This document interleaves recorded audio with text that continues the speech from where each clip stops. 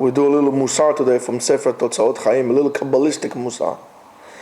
A person should know, any person should know, every person should know, that by his bad actions he's doing something very unpleasant. He's making for himself filthy garments for his soul. As it says regarding Yehoshua Kohen Gadol in Sefer Zechariah, ויהושע היה לבוש בגדים צועים. And Yehoshua, the Kohen Gadol, was wearing filthy garments. And they said in the Zohar, Yehoshua Kohen Gadol have a maktiv be. Why is Yehoshua was the Kohen Gadol? And what did it say about Yehoshua Kohen Gadol? והשטן עומד על ימינו לסותנו.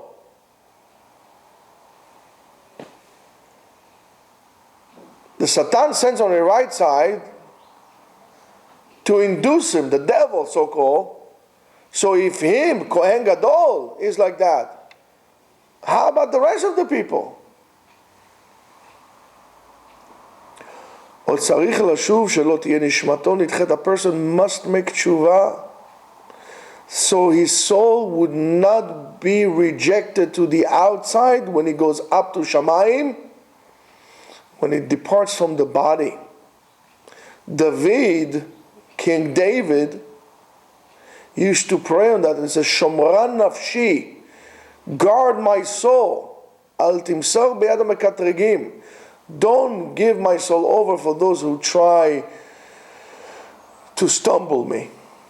Kol sheken, even more so, a person who is maleh avonot, who is doing a lot of averot.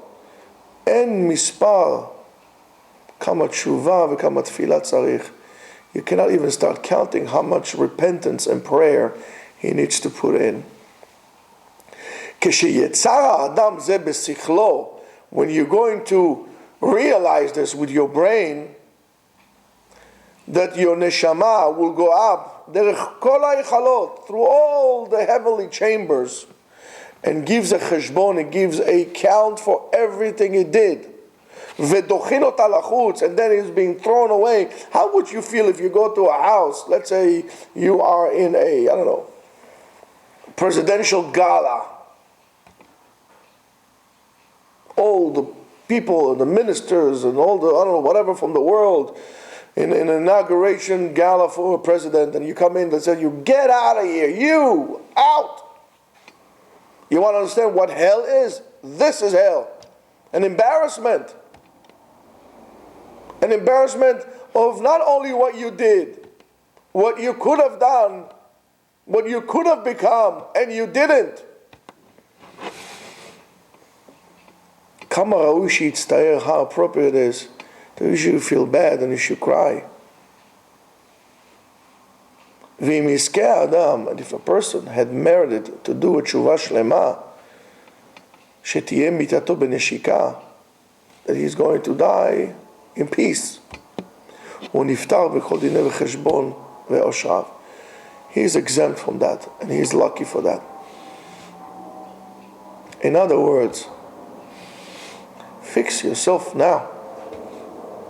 Fix yourself. You don't know if there's going to be a tomorrow. Look at what you have to lose. How much? Let's say, for example, you are getting married. And you prepare, not your parents or her parents, you spend $50,000 on your wedding. And you bothered and you run and you this and you do this and you do that. And you coming in. And then the kala tells you, I don't want to marry you. And she walks out. You said, Bishil ma tarachti, for what did I work so hard? When you're going to come to Shamayim and they're going to show you that all your efforts here for glory and fame and for fortune was in vain. It did not make a difference in Shamayim that you got a PhD in nuclear physics. It did not. That you won the Nobel Prize for peace. It did not matter that you became the president or the prime minister or you want the voice, or dances with stars or with wolves. It didn't make a difference. It was all in vain, all the efforts. All it made the difference is that one time you did something little.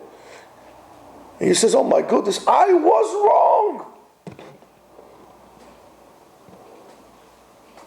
In other words, Rabotai, you're robbing yourself from a chance for Chaye Olam. You're robbing yourself. In other words, align your sights.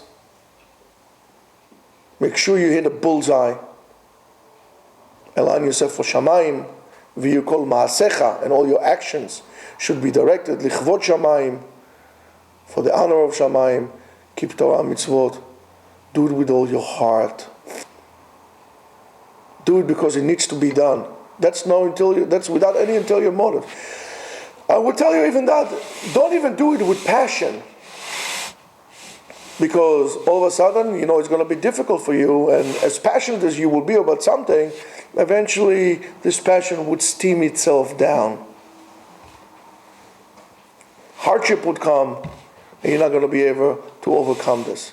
If you wanted to survive the trial of life, do it because you want to do it, because that's the right thing to do. So even if hardship comes your way, you'll be successful. And that is true not only for that, for anything else in your life. Do it because you want to do it. That's it. That's what you want to do. It makes sense to do. Not because you're very passionate about it. Because passionate, when things are hard, you're not going to be able to do it.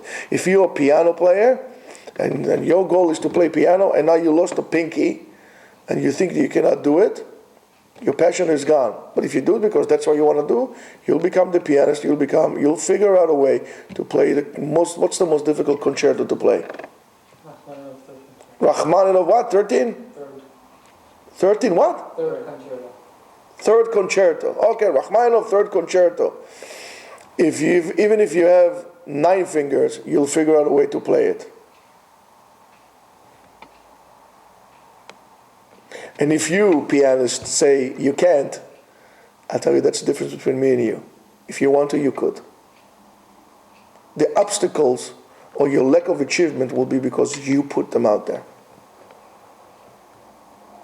Even Arthur Rubinstein was not born with a piano in his hand. Stevie Wonder is blind. He plays the piano. Didn't stop him. You will stop yourself. So don't be overly passionate. Do things because you need to do them, and you'll be successful. That's what it's called lishma. For no ulterior motive. It needs to be done. That's what I'm doing. That's why you're learning. That's why you're doing what you're doing. Have a great day.